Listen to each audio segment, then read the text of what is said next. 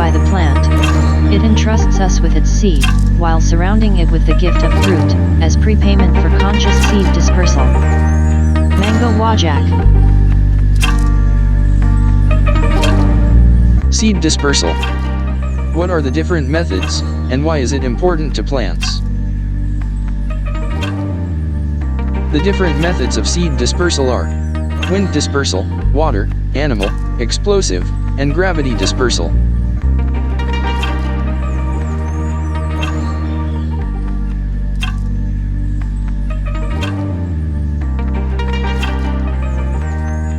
Some plants, such as the dandelion, have seeds that act as parachutes, which are carried away by the wind.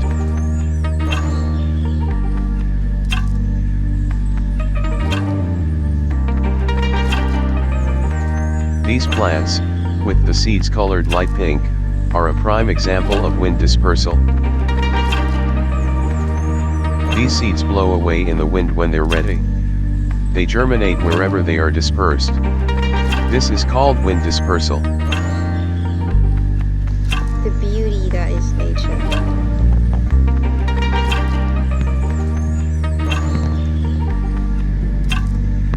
Yes, great timing by that leaf to fall.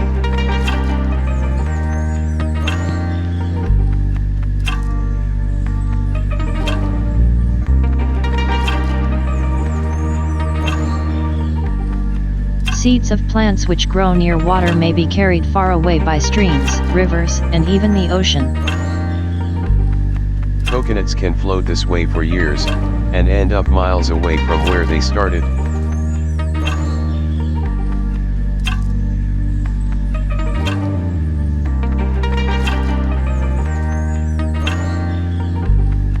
This coconut is not sprouting, but it is a good example of how water dispersal works.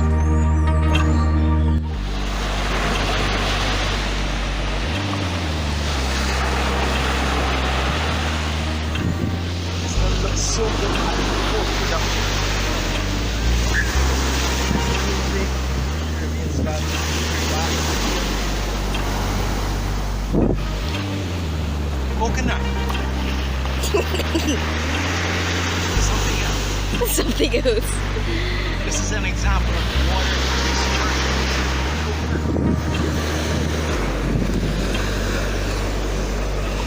Also good. This is how water dispersal is carried out. But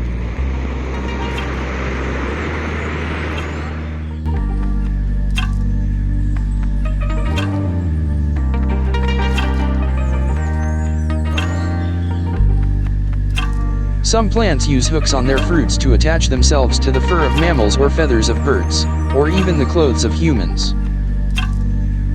The seeds of many plants are dispersed after passing through the digestive system of animals that have eaten them.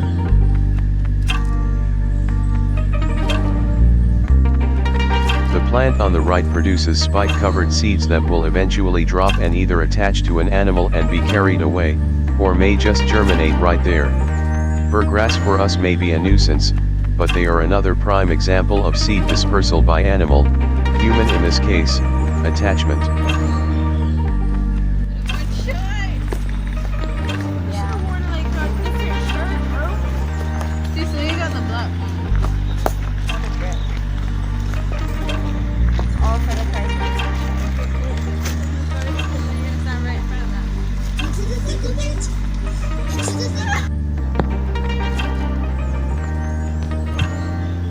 Here are examples of fruit produced by plants. The plant seed is contained within the fruit.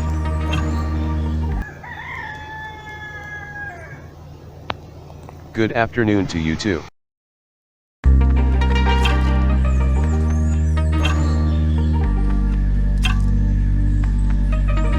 Seeds are violently ejected from plants so that they fall away from the parent plant. A wonderful example of this is the poinciana tree, which produces pods that are filled with its seeds. They are ejected from the parent plant, which is why you can find several of these trees in a single area. Gorse is another good example of this. Sitting near gorse bushes on a hot day in summer, you can hear exploding pods sound almost like gunshots.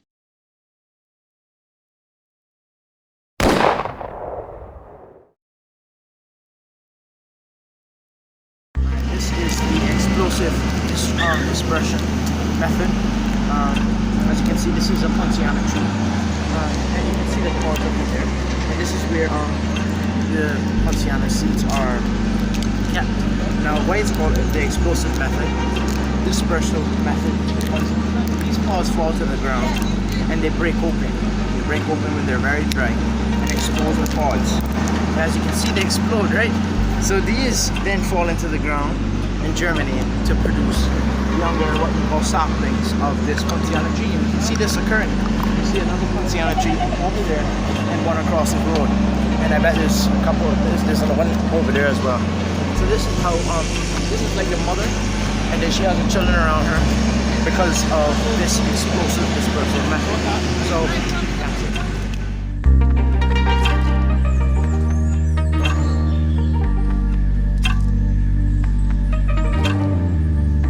Some plants do not rely on animals, water, wind, nor explosive dispersal to disperse their seeds. They simply use gravity. This is both a benefit and a disadvantage, because the plant uses a lot less energy but now has to compete with its own offspring.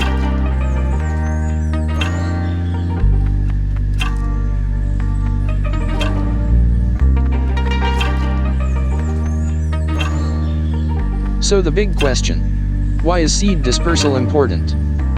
Seed dispersal is very important for the survival of plant species. If plants grow too closely together, they have to compete for light, water, and nutrients from the soil. Seed dispersal allows plants to spread out from a wide area and avoid competing with one another for the same resources.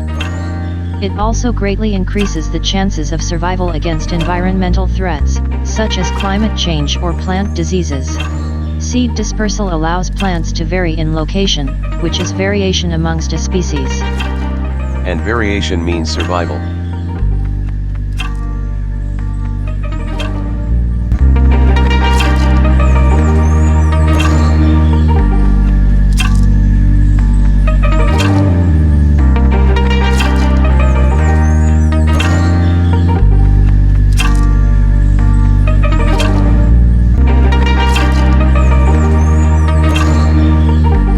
Thank you for watching.